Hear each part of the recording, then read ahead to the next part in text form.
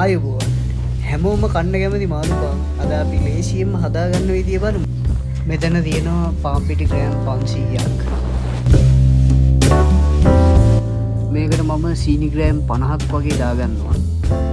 Butter gram 50කුත් මම මේකට එකතු කරගන්නවා. ඊට්ස් මේ සැහැන්දකුත් එකතු කරගන්න. මම නම් පොඩ්ඩක් අඩුවෙන් එකතු කරගන්නේ. දැන් මං ලුණු මේ සැහැන්දක් එකතු කරගන්නවා.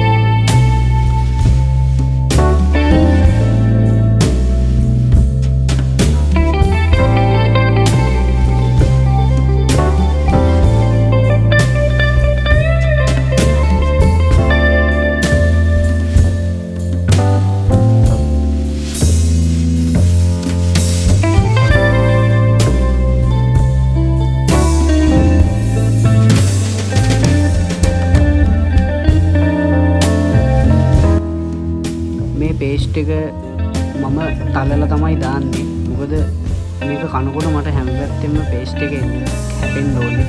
ඒක නිසා මං හිතනවා මේක තව හොඳට තවරගත්තට පස්සේ පේස්ට් එක හැම තැනම තියෙන නිසා මට ඒක ආසාවෙන් කන්න පුළුවන්. මොකද පේස්ට් එක නැත්තම් මැද විතරයිනේ හිටින්නේ. හැබැයි මේකෙන් හැඩයට පොඩි හානියක් වෙයි.